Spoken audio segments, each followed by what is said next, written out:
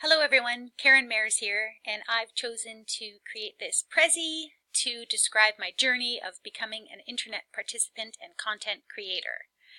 So, thought we'd start at the beginning. Like most of you, I started with Facebook in about 2007, mostly for fun. In around 2012, we launched a program in a whole bunch of tiny communities across Canada, so we decided to explore leveraging Facebook pages, and actually it was pretty great. We really enjoyed it. But because of privacy and confidentiality and things such as that, I really shut my Facebook down and I didn't really use it personally at all anymore. LinkedIn, however, I've been working in, pretty much all the time since 2008. I use it mostly to network with people in my community and people I want to meet, to do research on companies, and I've joined some groups that I'm kind of exploring some conversations with different people, and I'm really enjoying it. Twitter, again for work, I joined in 2011. The same program, as I mentioned before, we were trying to engage with employers in those smaller communities, and we found that actually Twitter was really successful.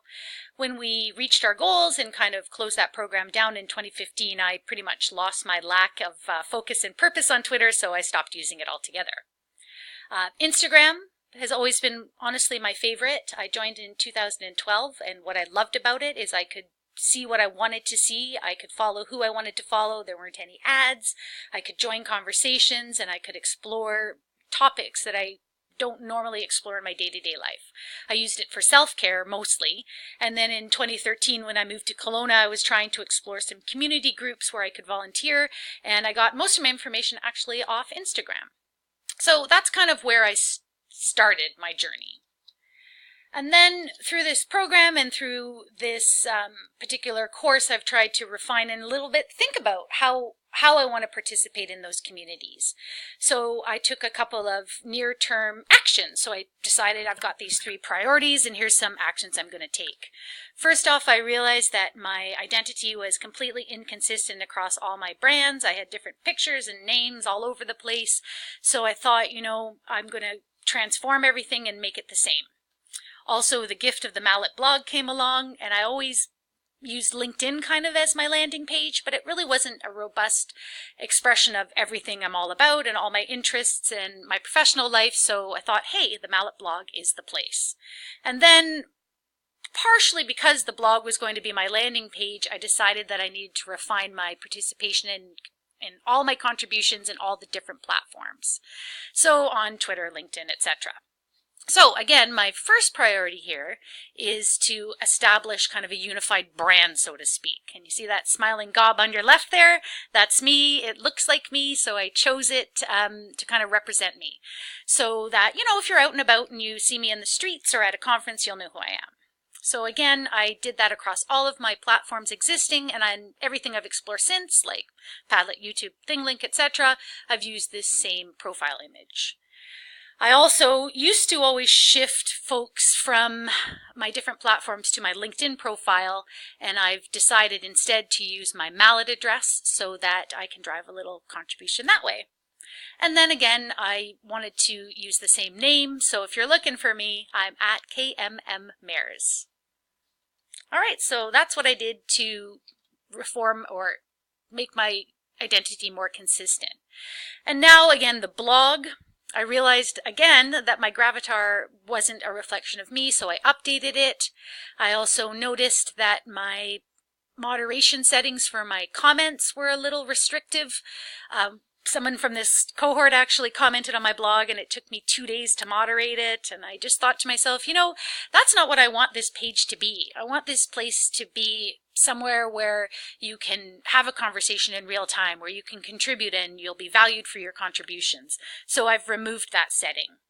And lastly, I have to learn to be a little more kind to myself, as I'm sure all of you do, and remember that this blog is a dynamic space, and it's meant to be, so you can go in anytime and shift it up and change the images and change your focus, and on and on and on. So those are my second set of actions.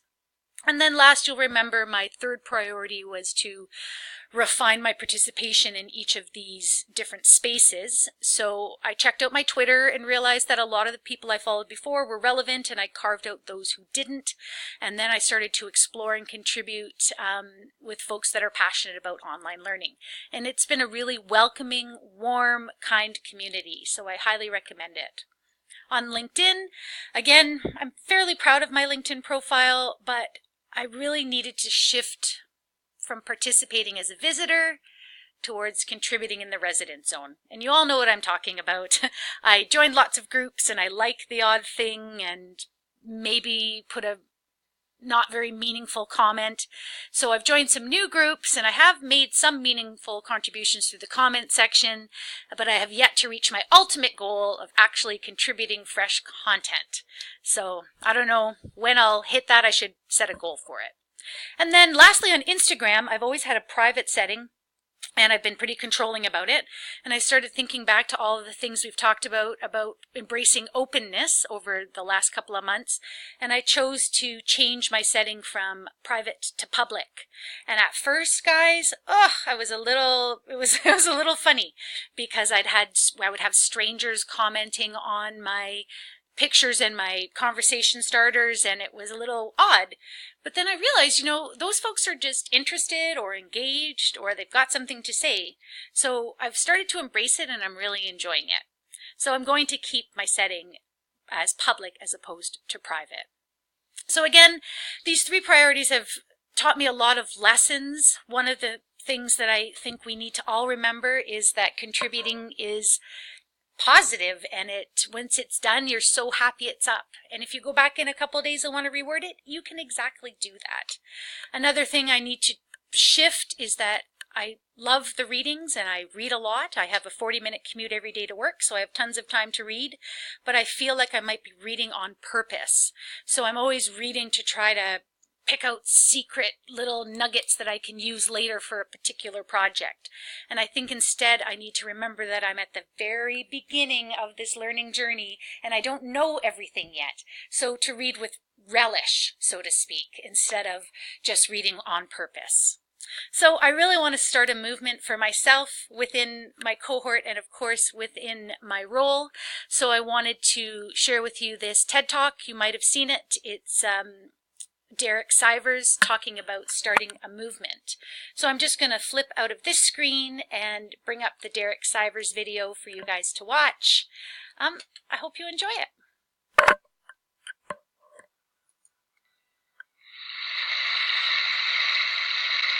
So ladies and gentlemen, at TED we talk a lot about leadership and how to make a movement. So let's watch a movement happen start to finish in under 3 minutes and dissect some lessons from it.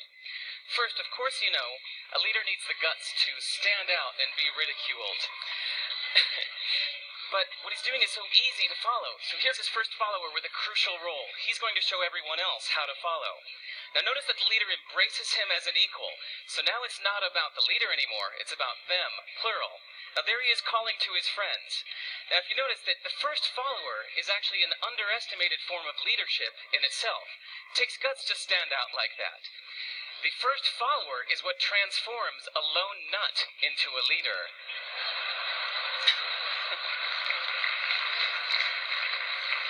And here comes a second follower. Now it's not a lone nut, it's not two nuts. 3 is a crowd, and a crowd is news. So a movement must be public. It's important to show not just the leader, but the followers, because you find that new followers emulate the followers, not the leader. Now here come 2 more people, and immediately after, 3 more people. Now we've got momentum. This is the tipping point. Now we've got a movement. So, notice that as more people join in, it's less risky. So those that were sitting on the fence before now have no reason not to. They won't stand out. They won't be ridiculed, but they will be part of the in crowd if they hurry. So, over the next minute, you'll see all of those that prefer to stick with the crowd, because eventually they would be ridiculed for not joining in. And that's how you make a movement. But let's recap some lessons from this. So, first, if you are the type, like the shirtless dancing guy, that is standing alone, remember the importance of nurturing your first few followers as equals. So it's clearly about the movement, not you. Okay, but we might have missed the real lesson here. The biggest lesson, if you noticed, did you catch it? Is that leadership is over-glorified. That yes, it was the shirtless guy was first, and he'll get all the credit, but it was really the first follower that transformed the lone nut into a leader. So as we're told that we should all be leaders, that would be really ineffective. If you really care about starting a movement, have the courage to follow and show others how to follow. And when you find a lone nut doing something great, have the guts to be the first one to stand up and join in. And what a perfect place to do that, Ted. Thanks.